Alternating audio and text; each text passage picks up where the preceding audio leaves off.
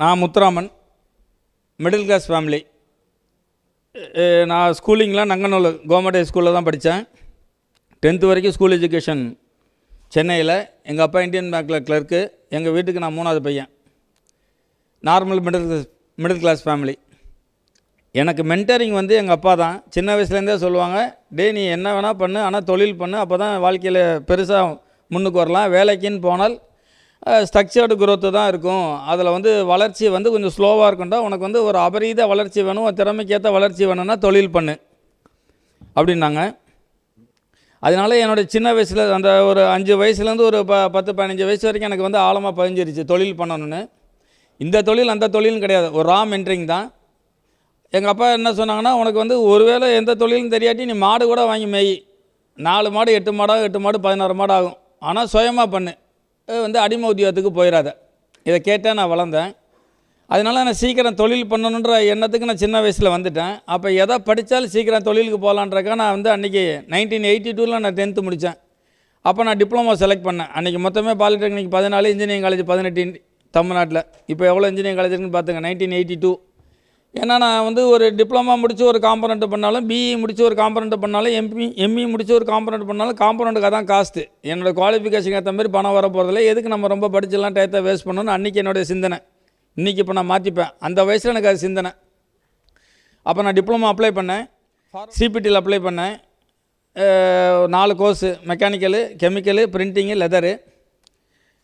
Chemical வந்து தமிழ்நாட்டிலே ஒன்றில் தான் இருந்துச்சு, எனக்கு சீட்டு கிடைக்கல. 87% கிடைக்கல. பிரிண்டிங் கிடச்சிது. இவ்வளோ பெரிய வளர்ச்சி பிரிண்டிங் அடையன்னு அன்றைக்கி எனக்கு விஷுவலைஸ் பண்ண தெரியல. நான் பிரிண்டிங் சேரல. 1982 பிரிண்டிங் வந்து டெடில் ப்ரெஸ் தான் மிஞ்சி, மேக்ஸிமம் ஆப்செட்டு. இந்த மாதிரிலாம் பிரிண்டிங்கில் ரெவல்யூஷன்லாம் வரல. அதனால் பிரிண்டிங்கில் பெரிய ஸ்கோப் இருக்குன்றக்காக நான் எடுக்கலை. லெதர் கிடச்சிது. நான்வெஜ் நான் சாப்பிட மாட்டேன். எங்கள் அப்பா சொன்னாங்க, லேபு சைடு போ, அவனால் நாற்றத்தை தாக்கு பிடிக்க முடியும்னா போ, இல்லாட்டி சேராதுன்னாங்க. இன்டர்வியூ போகிறப்ப லேப் வழியாக போனால் ஒரே நாற்றமாக இருந்துச்சு. நான் லெதரில் சேரல. மெக்கானிக்கலுக்கு 3000 லஞ்சம் கேட்டாங்க. லஞ்சம் கொடுத்தெல்லாம் சேரக்கூடாது அப்படின்னு ஒரு பிரின்சிபல் அன்றைக்கி வச்சுருந்தேன். அதனால் நான் இங்கே சிபிடியில் சேரலை. அண்ணாமலை பாலிடெக்னிக்கில் சேர்ந்தேன். மாதம் எஸ்பியில் 100 ரூபா தான். 3 வருஷம் ஃபீஸே எனக்கு 3000 முடிச்சிடுவேன். நான் படித்தே முடிச்சிடலாம் 3000 ரூபாய்க்கு. எதுக்கு நான் 3000 லஞ்சம் கொடுக்கணும்? அந்த 3000 கொடுக்கணும், எங்கள் அம்மாவோட வளையல் வந்து பேங்க்குக்கு அக்ரி ஜுவல் லோனுக்கு போகணும். அப்போ தான் அந்த 3000 கிடைக்கும் அன்றைக்கி இருந்த பொருளாதாரத்துக்கு. அதனால நான் அண்ணாமலை பாலிடெக்னிக் படித்தேன். 1985 டிப்ளமா முடித்தேன். வெள்ளிக்கிழமை மத்தியானம் நான் 1:30 மணிக்கு பரீட்சை எழுதி முடித்தேன். 4 மணிக்கு வேலைக்கு சேர்ந்தேன். இப்போ அதை ஸ்டேட்மெண்ட்டாக சொல்கிறேன். அன்றைக்கி அதெல்லாம் எனக்கு ஸ்டேட்மெண்ட்டு எனக்கு தெரியாது. இப்போ நான் ஸ்டேட்மெண்ட்டாக சொல்கிறேன்.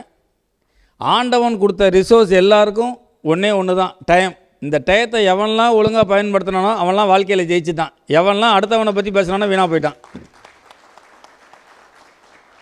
வெள்ளிக்கிழமை பரீட்சையை முடித்து வீட்டில் போய் சாப்பிட்டு திங்கக்கிழமைக்கு வேலைக்கு சேரலாம், நல்ல நாள் பார்த்து சேரலாம். இப்போ ஹாஸ்டல் சாப்பாடே 3 மாதம் சாப்பிட்டோம், வீட்டு சாப்பாடு சாப்பிட்டு சேரலான்னு தான் நிறைய பேர் நினைப்பான். எனக்கு அன்றைக்கி வாழ்க்கையில் ஜெயிச்சானும். டயத்தை வேஸ்ட் பண்ணக்கூடாது. வெள்ளிக்கிழமை 1:30 மணிக்கு பரீட்சை முடித்தா 4 மணிக்கு திருச்சி வர்றதுக்கு 2.5 மணி நேரம் திருச்சியில் வேலைக்கு சென்றேன். நான் ஃபஸ்ட்டு வேலைக்கு சேர்ந்த ஒரே கம்பெனி விகேஎன், திருச்சியில் ஆர்இசிக்கு எத்தாப்பில் இருக்குது. BHEL fabricator, package boiler manufacturing company. Shift supervisor நான் சேர்ந்தப்போ 2 வருஷம் வேலை பார்த்தேன். 2 வருஷம் நான் விலகிறப்ப எனக்கு சம்பளம் 6000 ரூபா, கெஸ்ட் ஹவுஸு, சமயக்காரன், காரு. அது நான் படித்த படிப்புக்கு அந்த கம்பெனி கொடுக்கல, கான்ட்ரிபியூஷன்றது கம்பெனி. நான் ஒரு நாளைக்கு 16 மணி நேரத்துலேருந்து 18 மணி நேரம் வேலை செய்வேன். யார் பிரைம் மினிஸ்டர், யார் சீஃப் மினிஸ்டர், இன்றைக்கி என்ன கிழமை எதுவுமே தெரியாது. Company, job, commitment, delivery, quality, இது மட்டும்தான். அந்த commitment of the company, commitment of the product, அந்த ஸ்பீடுக்கு எனக்கு அந்த ஓனர் எனக்கு கொடுத்த ரெக்கக்னேஷன், எவ்ரி மந்த் இன்க்ரிமெண்ட்டு. அப்படி இருக்கப்போ எங்கள் அப்பா ஒரு வாட்டி என்னை அந்த கம்பெனிக்கு பார்க்க வந்தாங்க. கேட்டில் கேட்டாங்க, முத்துராம இருக்கான் நான். எங்கள் அப்பாவுக்கு பயங்கரமான உபசரிப்போட கெஸ்ட் ஹவுஸில் உட்கார வச்சு கவனிச்சோன்னே எங்கள் அப்பா நினச்சிருக்காங்க, இங்கே ஏதோ பையன் மதிக்கிற மாதிரி இருக்கான் போல் தெரியுது. நான் அப்போ ஃபேப்ரிகேஷனால் வெளியே யாடு, நான் வர்றதுக்கு ஒரு 10 நிமிஷம் ஆச்சு வந்தேன். என்னடா உன்னை இந்த கம்பெனி இவ்வளோ மதிக்குது, அப்போ உன்ட்ட ஏதோ திறமை இருக்குது போல் தெரியுது, நீ தொழில் பண்ணுறேன்னா சொல்லு, பணம் தர்றேன்னாங்க. சரின்னு அடுத்த நாள் வேலையை விட்டுட்டேன். நான் வாழ்க்கையில் பண்ண ஃபஸ்ட்டு தப்பு. எனக்கு எந்த டிராயிங்கை கொடுத்தாலும் எனக்கு ஒரு பொருளை பண்ண முடியும். என்னால் ஒரு பொருளை பண்ண முடியும், எவ்வளோ பெரிய ஜாப் வேணால் பண்ண முடியும், கோடிக்கணக்கான ரூபாய் செய்ய முடியும். ஆனால் எனக்கு கமர்ஷியல் நாலேஜ் கிடையாது. டெக்னிக்கலாக நான் ஸ்ட்ராங்கு, கமர்ஷியல் கிடையாது. தொழிலில் ஜெயிக்கணும்னால் கமர்ஷியல் நாலேஜ் ரொம்ப ரொம்ப must.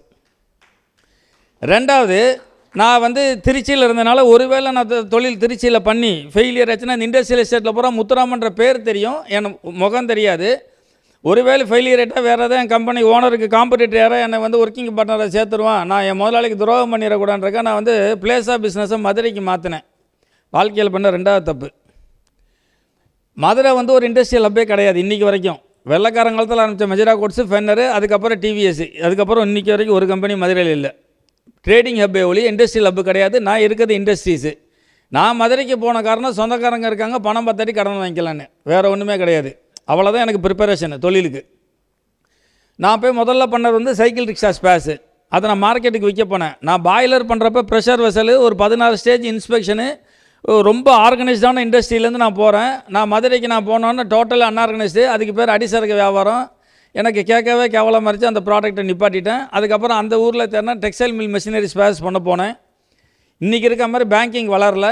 அன்றைக்கெல்லாம் out station check clearing போனால் 21 நாள் ஆகும். அதுவும் கோஆப்ரேட்டிவ் பேங்க் செக்லாம் கொடுத்தா அந்த முதலாளி நிப்பாட்டி வச்சுருவார், சொல்கிற அன்றைக்கி தான் பாஸ் ஆகும். இப்போ ஆர்டிஜிஎஸ்ஸு, நெஃப்ட்டு அதெல்லாம் வந்துருச்சு. அன்றைக்கி அது கிடையாது. எங்கள் அப்பா எனக்கு 55,000 கொடுத்தாங்க. எனக்கு ஒர்க்கிங் கேபிட்டல் பத்தலை. நான் செய்கிற ஸ்பீடுக்கு எனக்கு ஒரு நாளைக்கு 1 லட்ச ரூபா வேணும். ஒரு நாளைக்கு 1 லட்ச ரூபா வந்தால் தான் என்னால் வேலை செய்ய முடியும். அப்போ முடிவு பண்ண, பணம் இருந்தால் பணத்தை பண்ணலாம், பணம் இல்லாமல் பண்ண முடியாது. அடிப்படை ஒரு பணம் வேணும், ஒரு கேபிட்டல் வேணும். அப்போ தான் என்னால் ஃபுல்லாக எங்கேஜாக இருக்க முடியும். நான் வீக்கெண்டில் வந்து பல கோடிக்கு ஜாப் பண்ணிகிட்ருக்கேன். எனக்கு கீழே 400 பேர் வேலை செய்கிறாங்க. நான் இங்கே வந்துட்டு 4 பேரை வச்சுட்டு என்கிட்ட பணம் இல்லாமல் இருக்கிறேன். மில்லுக்கு சப்ளை பண்ணால் 2 மாதம் கழிச்சு செக்கு தருவேன். பாஸ் ஆகி வர்றதுக்கு 21 நாள் ஆயிரும், லைஃபே போயிடும். அப்போ வந்து என்ன பண்ணலான்னு பார்த்தா குயிக் மணி வேணுன்றக்காக நான் வந்து ஷேர் மார்க்கெட்டுக்கு போனேன். ஷேர் வாங்கினேன், ஷேர் ட்ரேடிங் பண்ண ஆரம்பித்தேன். இன்றைக்கி மாதிரி டிமேட் அக்கௌண்ட்லாம் கிடையாது. ஃபிசிக்கல் ஷேர் சர்டிஃபிகேட் வரும், புக் க்ளோஸ் சர்டிஃபிகேட்டுக்கு நேம் ட்ரான்ஸ்ஃபருக்கு போயிட்டு வரணும். நான் வாங்கி ட்ரேட் பண்ணுறேன், விலை ஏறுது. வாங்கி தூங்கி எழுந்திரிச்சா விலை ஏறுது. நான் நினச்சேன் உலகத்தில் நான் தான் பெரிய கட்டிக்காரன்னு. நான் தெளிவாக இருந்தேன். ஒரு 25 lakhs வந்ததுக்கப்புறமாட்டி எப்படி நம்ம குவிட் பண்ணிடுன்ற முடிவில் தான் நான் அதுக்கு போனேன். ஒரு 18 லட்ச ரூபா ப்ராஃபிட் ஏர்ன் பண்ணியாச்சு. அப்போ தான் அர்ஷத் மேத்தா ஸ்கேம், வயசானவங்களுக்கு தெரியும் அது எப்போ அந்த ஸ்கேம் வந்ததுன்னு. அர்ஷத் மேத்தா ஸ்கேமு பயங்கரமாக மார்க்கெட் கொலாப்ஸ் ஆகுது. நான் விற்கலான்னு பார்த்தால் ஷேர் சர்டிஃபிகேட் பூரா நேம் ட்ரான்ஸ்ஃபருக்கு போயிருக்கு. என்னுடைய 24 வயசில் எனக்கு நெட்டாக கடன் 18 லட்சம் சம்பாதிக்க போய் விட்டது தான் மிச்சம். ஆனால் வெளியே தெரியாது. எங்கள் அப்பா அம்மாலாம் மெட்ராஸில் இருக்காங்க. எனக்கு கல்யாணம் பேசுகிறாங்க எங்கள் அப்பா அம்மா. நான் கல்யாணத்துக்கு ஒத்துக்க மாட்டேன்றேன். ஏன்டா கல்யாணத்துக்கு ஏன் ஒத்துக்கலன்னாங்க. நான் சொன்னேன், எனக்கு தெரியும் என்கிட்ட பணம் தான் நான் சாப்பிட்டு தூங்கலாம், பணம் இல்லாட்டி தண்ணியை குடிச்சு தூங்கலான்னு. என்னை நம்பி ஒரு ஜீவனை பட்டினி போகிறதுக்கு எனக்கு என்ன உரிமை இருக்குது, எனக்கு எது கல்யாணம்? இதான் உள்ளுக்குள்ளே இருக்க மைண்ட் வாய்ஸு. எங்கள் அப்பா அம்மாட்ட சொன்னேன், இல்லை நான் கொஞ்சம் தொழில் பண்ணேன், தொழிலில் கொஞ்சம் லாஸு, நான் லாஸ் அடைச்சதுக்கப்புறம் நான் கல்யாணம் பண்ணிக்கிறேன், எனக்கு இப்போ கல்யாணம் வேணாம். இல்லை எவ்வளோ லாஸ்ன்னு சொல்லி நம்ம அடைச்சிடலாம், எங்களுடைய கடைசி கடமை ஒன்று கல்யாணம் பண்ணி வைக்கிறது. பெற்றாச்சு, வளர்த்தாச்சு, படிக்க வச்சாச்சு, இப்போ கல்யாணம் பண்ணால் தானே பெற்றோர் கடமை முடியுது. அதனால நீ எவ்வளோ கடன்னு சொல்லு, அந்த கடன் அடைச்சிடலாம், நீ கல்யாணத்துக்கு ஒத்துக்கன்னாங்க. கடன் எவ்வளோன்னு சொல்லுவேன், நீங்கள் கடன் அடைக்கக்கூடாது, திருப்பி எனக்கு அது கேபிட்டலாக தரணும், கேபிட்டலாக தர ஒத்துக்கிட்டால் நான் கல்யாணத்துக்கு ஒத்துக்கிறேன்னு. சரி எவ்வளோ கடன் சொல்லுன்னாங்க. நான் லைஃப்பில் அன்னையிலேருந்து இன்றைக்கி வரைக்கும் சொன்ன ஒரே பொய் அதுதான். எங்கள் அப்பா அம்மாட்ட நான் சொன்னது வந்து 2 லட்ச ரூபா. நான் சொன்ன 2 லட்ச ரூபாய்க்கு எங்கள் அப்பா அம்மா திறந்த வாயம் 3 நாளைக்கு மூடலை. அவ்வளோ பெரிய ஷாக் அவங்களுக்கு. ஏன்னா நான் 36 வருஷம் பேங்க்கில் வேலைக்கு போய் எனக்கு வரப்போகிற கிராஜுவேட்டில் பாதியை நீ என்னடா 2 வருஷம் தொழில் பண்ணியே முடிச்சிட்டேன்னு சொல்கிறேன். அப்போ நமக்கெல்லாம் தொழில் சுட்டு போட்டாலும் வராது. நான் உன்னை தெரியாமல் உசுப்பேற்றி தொழில் பண்ண வச்சுட்டேன், திருப்பி ஷிஃப்ட்டு சூப்பர்வைசர் வேலைக்கே போயிடலாம், முருகப்பா குரூப்லேயோ இல்லை ஏசி முத்தையாட்டையோ சொல்லி ஸ்பிக்கில் ஏதோ ஒரு வேலை வாங்கி கொடுத்துடலாம், நம்ம வேலைக்கே போயிடலாம், நம்ம அடிமைக்கே பிறந்தவன், நமக்கு தொழில் வராது, நீ செத்துக்கிட்டு போயிடாது, வந்து தொலை, இல்லாட்டி சூசைட் பண்ணி செத்து போகணும், அதான் ஈஸியான எக்ஸிட்டு. அந்த ஷேரில் யாருக்கெல்லாம் இப்போ லாஸ் ஆச்சோ அவங்கெல்லாம் எடுத்த ஒரே முடிவு மறந்து குடிச்சு செத்து போயிடணும், அதான் எக்ஸிட்டு, நல்ல பெர்மனெண்ட் ரிலீஃபு, ஜெயிக்க முடியாது. அதனால் நீ வந்து அங்கங்கே செத்துக்கிட்டு போயிடாது, நீ வந்துரு. இல்லை நான் தொலைச்ச இடத்துல தேடுவேன், என்னால் விட்டது என்னால் பிடிக்க முடியும், நான் வந்து ஒழுக்கமாக தான் இருக்கிறேன், நான் ஒழுக்கம் கிட்ட நான் பணத்தை விடலை, நீங்கள் எனக்கு அந்த முதல்ல கொடுங்க, என்னால் ஜெயிக்க முடியும். 2 லட்ச ரூபா கொடுத்தாங்க. 1994 எனக்கு கல்யாணத்துக்கு ஒத்துக்கிட்டேன். கல்யாணம் பண்ணதுக்கப்புறம் நான் எடுத்த ஒரு நல்ல முடிவு. நான் மதுரையில் பிஸ்னஸ் பண்ணுறப்பே என்னென்னா கேஸ்டிங் வாங்குறதுக்கு ஹைலம் நைலான் அது மாதிரி இல்லை கேர் டீத் கட்டிங் எதுவாக இருந்தாலும் நான் கோயம்புத்தூருக்கு வருவேன். கல்யாணம் பண்ணதுக்கப்புறம் பிளேஸ் ஆஃப் பிஸ்னஸை கோயம்புத்தூர் மாற்றிட்டு மார்க்கெட்டிங் பிளேஸ் மட்டும் மதுரை ராஜபாளையம் அம்பாசமுத்திரம் மில்லுக்கு சப்ளை பண்ணுவேன். பிளேஸ் ஆஃப் பிஸ்னஸை கோயம்புத்தூர் மாற்றினேன். எந்த ஊரில் இருக்குன்றது முக்கியம், யார் கூட இருக்குன்றது முக்கியம். தொழிலில் வந்து கோயம்புத்தூருக்கு வந்தோன்னே ஃப்ரெண்ட்ஸை கேட்டேன், எனக்கு நிறைய மில்லு கிளைண்ட் இருக்காங்க, என்கிட்ட ஆனால் பெரிய கேபிட்டல் கிடையாது, என்னை நம்பி யாரும் பொருளை கொடுத்தா நான் மில்லுக்கு விற்றுட்டு லாபத்தை எடுத்துகிட்டு உனக்கு அசலை தருவேன், யாரும் ப்ராடக்ட் தரலான்னு நிறைய பேர் ப்ராடக்ட் கொடுத்தாங்க. ஒரு ப்ராடக்டாக ஆட் பண்ணேன். டெக்ஸ்டைல் மில், மிஷினரி ஸ்பேஸு, நான் மேனுஃபேக்சரிங் பண்ணி சப்ளை பண்ணுறதுலேருந்து புள்ளி, ட்ராலிஸு, ஃபயர் எக்ஸ்டிங்விஷரு, கெப்பாசிட்டரு, பேரிங்ஸு ஒன்று ஒன்றா ட்ரேடிங் எக்ஸ்ட்ரா ஆட் பண்ணேன். கொஞ்சம் கொஞ்சமாக பிஸ்னஸ் நல்லா போயிட்டுருக்கு. இந்த கேபிட்டலை வச்சே நான் ஜாஸ்தி பிஸ்னஸ் ஏற்றுனேன், அவங்களுக்கு விற்று அப்படியே கொடுத்துட்ருக்குறேன். அந்த டயத்தில் தான் எனக்கு டிஎன்பியில் எனக்கு ஒரு ஆர்டர் கிடச்சிது. கரூர் டிஎன்பிஎல் நான் ரொம்ப நாளாக தேடினது, எனக்கு என்ட்ரி கிடைக்கல. கோயம்புத்தூர் அட்ரஸ் இருக்கனால எனக்கு கிடச்சிது. ஏன் டிஎன்பிஎல்னால் டிஎன்பிஎல் அன்றைக்கி 7 நாளில் டிராஃப்ட் பேமெண்ட்டு, மில்லு 60 நாளில் செக்கு பேமெண்ட்டு, டிஎன்பிஎல் 7 நாளில் டிடி பேமெண்ட்டு.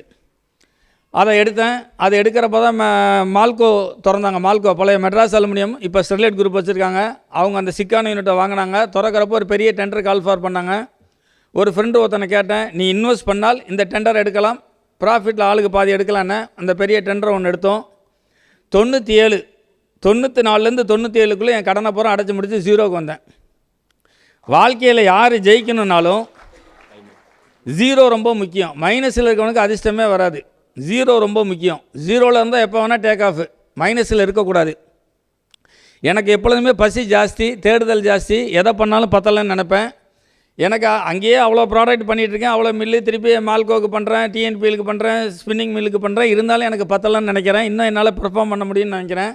அப்படி தேடுறப்ப தான் நான் லட்சுமி செராமிக்ஸ் ஆரம்பிக்கிறோம். 1997 மே 19 3 பேரோடு ஆரம்பித்தோம். இந்த 2000லேருந்து 2012 வரைக்கும் இந்தியா வளர்ந்தது. அந்த பீரியடில் யாரெல்லாம் தொழில் அக்ரெசிவாக இருந்தாங்களோ, எந்த தொழில் இருந்தாலும் அவங்களாம் வளர்ந்துருக்காங்க. அந்த பீரியடில் யாரெல்லாம் வேடிக்கை பார்த்தாங்களோ இன்றைக்கி வரைக்கும் வேடிக்கை பார்த்துக்கிட்டே இருக்காங்க. ஒரு நாடு வளர்கிறப்ப தான் நம்மளால் வளர முடியும். எனக்கு நீச்சல் தெரியும், இருந்தாலும் காட்டாட்டு வெள்ளம், அந்த வெள்ளத்தில் நான் நீந்துறேன். வெள்ளத்தோட ஸ்பீடு, நான் நீந்தின ஸ்பீடு, இதை தான் என்னோடய வளர்ச்சி. 3 பேரோட லட்சுமி செராமிக்ஸ் 1997 ஆரம்பிக்கிறேன். டெய்லி எக்ஸ்பென்ஷன் தான், அது குரோத்து தான் போய்கிட்டே இருக்கிறோம். நாங்கள் ஆரம்பித்தப்போ குஜராத் டைல் ஹோல்சேல் தான் ஆரம்பித்தோம். அதுக்கப்புறம் முடிவு பண்ணேன், ஒரு குவாலிட்டி ப்ராடக்ட் இல்லாமல் நம்மளால் ரொம்ப நாளைக்கு ஒரு இண்டஸ்ட்ரியில் சர்வே பண்ண முடியாது. அப்போ ஒரு குவாலிட்டி ப்ராடக்ட் வேணும், அதை தி பெஸ்ட்டாக இருக்கணும். என்னென்னு பார்க்குறேன், அன்றைக்கி தி பெஸ்ட் பிராண்ட் இந்தியாவில் அவைலபிள் கஜாரியா செராமிக்ஸ் லிமிடெடு. கஜாரியாவுக்கு நான் டீலர்ஷிப் கேட்குறேன். அந்த கம்பெனியில் இருக்க மார்க்கெட்டிங் மேனேஜர் என் இடத்த பார்க்குறாங்க. இதெல்லாம் சந்து, நீ வச்சுருக்கிறது சின்ன கடை, உனக்கெல்லாம் இந்த கஜாரியா விற்க தகுதி இல்லைன்ட்டு ரிஜெக்ட் பண்ணிட்டு போயிடுறாங்க. வாழ்க்கையில் ஜெயிக்கணும்னால் கனவு கண்டாலாம் பத்தாது, எல்லாராலையும் கனவு காண முடியும். கனவு கண்டவன்லாம் ஜெயிச்சிட முடியாது. வாழ்க்கையில் ஜெயிக்கணும்னால் வெறி வேணும். வெறி தான், வெறிக்கு நம்ம எமோஷ்னலாக டயலாக்காக பேசிடாமல் செயல்படணும். நம்ம செயல் தான் நம்மளை ஜெயிக்க வைக்கும்.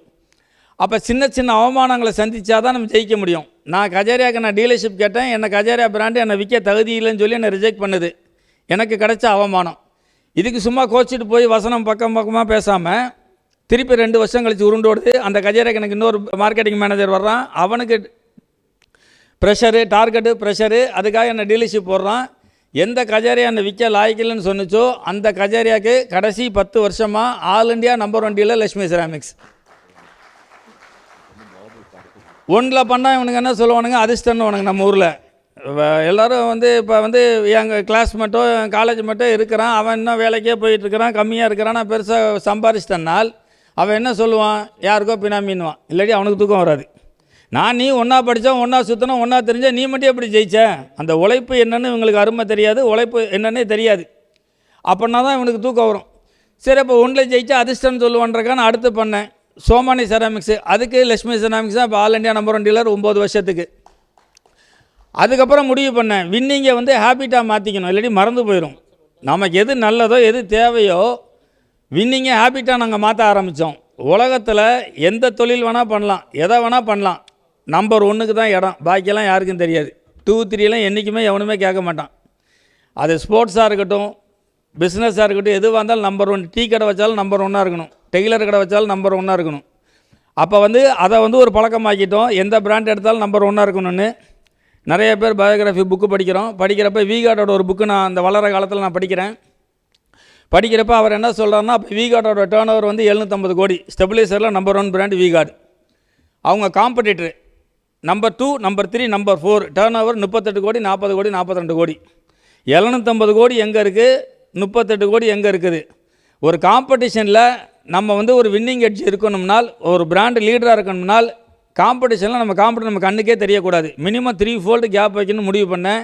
எங்கள் தொழில் அதை ஃபார்முலா ஆக்கிட்டேன். எனக்கு எங்கள் அடுத்து வர காம்படிட்டருக்கு மினிமம் 3 மடங்கு கேப் வச்சு தான் இன்றைக்கி வரைக்கும் நாங்கள் ஓடிட்டுருக்கோம். ஏன்னா திரும்பி பார்க்குற தூரத்தில் யாரும் இருக்கக்கூடாது.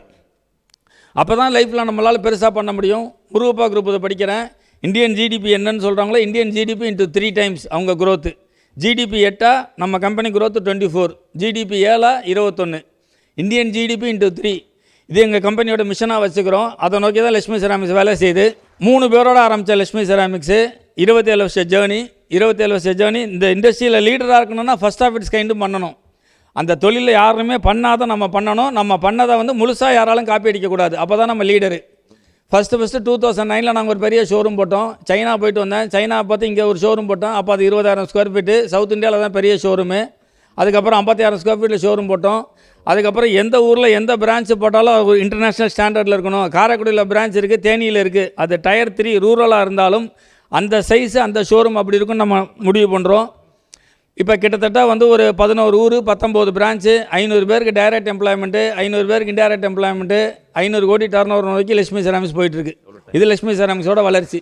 ஒன்றில் ஜெயிச்சா 10 சொல்கிறபடியே அடுத்து வந்து அடுத்த பிரான்ச்சை அவுட் நாங்கள் நிறையா பண்ணுறோம். பிளான்டேஷனுக்கு போயிருக்கிறோம், ஃபர்னிச்சர் பிஸ்னஸ்க்கு வந்திருக்கோம், ஹோட்டல் இண்டஸ்ட்ரிக்கு வந்திருக்கிறோம். அதெல்லாம் இந்த அளவுக்கு சக்ஸஸ் இல்லை, ஆனால் ப்ராஃபிட்டபுளாக தான் போயிட்டுருக்குது. எதில் நம்ம ஃபோக்கஸ் பண்ணுறோமோ, எங்கே நம்ம டைம் ஜாஸ்தி இருக்கோ அதுக்கு தான் ஜாஸ்தி. லட்சுமி செராமிக்ஸோட விஷன் இந்தியாவில் நம்பர் 1 கடையாக இருக்கணும். இந்தியாவில் நம்பர் 1 கடையாக இருந்தால் வேர்ல்ட்லேயே டாப் 5ல் வந்துடலாம். நம்ம இப்போ வந்து யூரோப்போட பெருசு, போட்டி போட்டால் சைனாவோட தான் நம்ம போட்டி போடணும். அப்போ அந்த நம்பர் 1 பொசிஷனில் இருக்கணும். ரீட்டெயிலர் நம்ம தான் பெஸ்ட்டாக இருக்கணும். இன்னொரு 5 வருஷத்துக்குள்ள ஒரு 1000 கோடியை நோக்கி போகணும். இந்த மிஷனில் தான் லட்சுமி செராமிக்ஸ் போயிட்டுருக்குது. இந்த பயணம் தொடரும். லைஃப்பில் பொதுவாக நான் சொல்லுவேன், முட்டா பையிலும் மயில்களும் தான் ஒரே இடத்துல இருப்பான், பாக்கியெல்லாம் நகர்ந்து போகணும். நம்ம வாழ்க்கையில் நேற்றை விட இன்றைக்கி வளரணும், இன்னையை விட நாளைக்கு வளரணும். காம்படிட்டர்னு யாருமே நினைக்கக்கூடாது, யாரை பார்த்தும் பண்ணக்கூடாது. நேற்றை விட இன்றைக்கி நான் வளர்ந்துருக்கேன்னா இன்னையோட நாளைக்கு வளர்றேன்னா அது இருந்தாலே போதும். வளர்ச்சி வந்து வாழ்க்கையில் ரொம்ப இன்றியமையாதது. வளராததுன்னா நம்மளை பிடிக்காது. அதனால் லைஃப்பில் அதையும் ஒரு ஹேபிட்டாக வச்சுங்க. அதனால் படித்ததில் தான் ஜெயிக்கணுன்றலாம் விதியே கிடையாது. எங்கே வாய்ப்பு இருக்குது, எது சன்ரைஸ் இண்டஸ்ட்ரி அதை நோக்கி போகிறது தான் பெஸ்ட்டு. இதில் வாய்ப்பு இருந்துச்சு, வந்தேன், பிடிச்சிக்கிச்சேன். என் ஸ்பீடு, நாடு வளர்ந்த ஸ்பீடு, அந்த தொழில் வளர்ந்த ஸ்பீடு எல்லாமே எனக்கு மேட்ச் ஆச்சு. மெக்கானிக்கலில் 0.01 mm மைனஸ்னால் ஜாப் ரிஜெக்டடு, ஸ்கிராப்பு. சிவிலில் குவாலிட்டி கண்ட்ரோலே கிடையாது, தூக்குண்டும் கிடையாது, மூலம் மட்டும் கிடையாது, ட்ரை ஸ்கோரும் கிடையாது. எவ்வளோ வேணால் எரர் பண்ணலாம், சம்பாதிக்கலாம், அடிக்கணக்காக குரோவாகலாம். அப்போ ஏன் நம்ம அதை பிடிச்சி தொங்கிட்டு இருக்கணும்? நம்ம பொழைக்கிற வேலையை பார்த்துட்டு போயிடுவோம். 4 கோடி ரூபாய்க்கு வீடு விற்கிறாங்க, ஏதாவது குவாலிட்டி கண்ட்ரோல் டிபார்ட்மெண்ட் இருக்கா? ஒரு 2 வீலர் வாங்கினா பிடிஐ செக்கிங் பண்ணி வருது, ஒரு கார் வாங்கினா செக்கிங் பண்ணி வருது. யார் அந்த பொருளை பண்ணுறானோ அவனாவது செக் பண்ணுறான், தேர்ட் பார்ட்டி இன்ஸ்பெக்ஷனில். 4 கோடி ரூபாய்க்கு வீடு விற்கிறாங்க, 3 கோடி ரூபாய்க்கு வீடு விற்கிறாங்க. ஏதாவது இன்ஸ்பெக்ஷன் இருக்கா? ஏதாவது கேரண்டி தராங்களா? அப்போ இது ஈஸி இல்லை நமக்கு.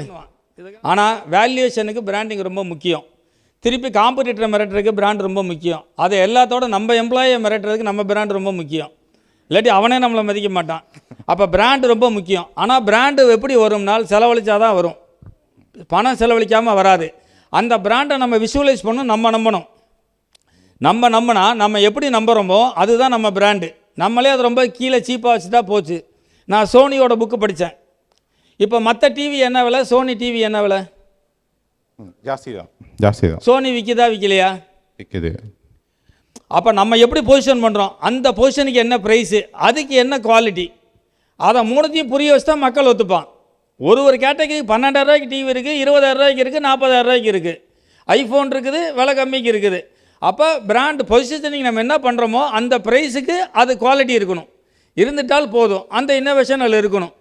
அப்போ பிராண்டுக்கு நம்ம பண்ணுறது தப்பு கிடையாது. ஆனால் நம்ம அதை விஷுவலைஸ் பண்ண தெரியணும். நமக்கு மேலே, என் கற்பனைக்கு மேலே என் பிராண்ட் இருக்கணும், எனக்கு கீழே என் பிராண்ட் இருந்தால் கேவலம். ஒரு வாத்தியார் பாடம் எடுக்கிறாரு 50 பேருக்கு, வருஷ கடைசியில் பரீட்சை வைக்கிறாங்க. 50 பேர் ஒரே மாதிரி மார்க் வாங்குறானா? வேறு பாடம் எடுத்தாரா? வேறு கொஸ்டின் பேப்பர் வச்சாரா? உள்வாருங்கன்னு தேரான். உள்வாங்கினதை தேவைப்படுறப்ப எப்படி வெளிப்படுத்துகிறானோ ஜெயிக்கிறான். ஒரே பாடம், ஒரே கொஸ்டின் பேப்பர், ஒரே வருஷம், அதே வாத்தியார். ஒருத்தன் ஃபெயிலாகிறான், ஒருத்தன் 99 வாங்குறான். அவன் ஒழுங்காக உள் வாங்கினான், கேட்டப்போ வெளிப்படுத்தினான். அப்போ நான் கிளாஸில் படித்தது டிப்ளமோ தான், அதுக்காக நான் இன்ஃபீரியர்னு நான் நினைக்கல. ஆனால் இப்போ நான் டீல் பண்ணுறது பூராமே வந்து ஐஐடி, ஐஐஎம், மார்க்கெட்டிங் குரூஸ்லாம் இவங்க தான். இந்த 20 லட்ச ரூபா சம்பளம் மாதம் வாங்குற ஆள், 15 லட்சம் சம்பளம் வாங்குற ஆள் பூரா ஐஐடி, ஐஐஎம். இவங்க தான் ஒரு கம்பெனிக்கு சிஇஓ இல்லை பிரசிடென்ட்ஸு. இப்போ அவங்களோட நான் டீல் பேசணும். அப்போ அவங்களோட பேசி நான் வந்து அவங்களுக்கு ஈக்குவலாக அவங்கள மேலே போகிற மாதிரி நான் எக்ஸ்பர்ட் ஆகிட்டேன். அப்போ வாழ்க்கையில் ரொம்ப முக்கியம் வந்து என்னென்னா லேர்னிங். சாகிற வரைக்கும் நான் லேர்ன் பண்ணும். லிசனிங் அதை விட ரொம்ப முக்கியம். இந்த ரெண்டுத்தையும் இப்போ நீங்கள் மீட்டிங் வரீங்க, மீட்டிங் வந்தால் போகிறோம் ஜெயிச்சிட போகிறீங்களான்னு சத்தியமாக கிடையாது. நிறைய பேர் ரொம்ப பாயிண்ட்டாக எழுதுவோம், நோட்டு தூக்கி போட்டால் போச்சு எல்லாமே. என்ன எந்த பாயிண்ட்டும் எழுத வேணாம், எல்லா பாயிண்ட்டும் நமக்கு உதவாது. நமக்கு எது தேவை அதை எங்கே அப்ளை பண்ணி பார்த்தேன், அப்ளை பண்ணால் எனக்கு ஒர்க் அவுட் ஆதா, நான் அதை கடைசி வரைக்கும் வச்சுக்க போகிறேன். அப்ளை பண்ணுறேன், எனக்கு ஃபெயிலியராக தூக்கி போட்டுறேன். அப்போ தேடுதல் இருக்கணும். நான் அரசியல் கூட்டத்துலேருந்து பாயிண்ட் எடுத்திருக்கேன், பிஸ்னஸுக்கு ஆன்மீக கூட்டத்துலேருந்து பாயிண்ட் எடுத்திருக்கிறேன், மோட்டிவேஷன் கூட்டத்துலேருந்து பாயிண்ட் எடுத்திருக்கிறேன். எங்கேருந்து வேணால் எடுக்கலாம். இப்போ ட்ராவல் பண்ணுறப்ப பார்த்துக்கிட்டே போகிறோம், எல்லாமே அப்சர்வேஷன், லிசனிங்கு. இதை அப்ளை பண்ண தெரியணும், ரைட் இடத்துல அப்ளை பண்ண தெரியணும், பண்ண ஜெயிச்சுக்கலாம். எந்த தொழிலை வேணால் கற்றுக்கலாம், ஒரு பிரச்சனையும் கிடையாது. அதனால கிளாஸு, காலேஜு, சிலபஸ் இது எல்லாத்தையும் மறந்துடலாம். அது நம்மளை ஸ்ட்ரக்சர் பண்ணி தருது. நான் எப்படி லேர்ன் பண்ணணும், எப்படி லிசன் பண்ணணும் ஸ்ட்ரக்சர் பண்ணி தரடா காலேஜ். நான் எப்படி ஒரு விஷயத்தை உள்வாங்கணும், அதை நான் எப்படி அணுகணும், இதை சொல்லி கொடுத்தாடா காலேஜ். அது வேறு சப்ஜெக்டாக கூட இருக்கலாம்.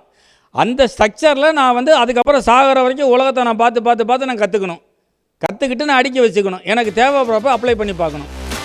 பண்ணால் ஸ்ட்ரக்சர் கண்டிப்பாக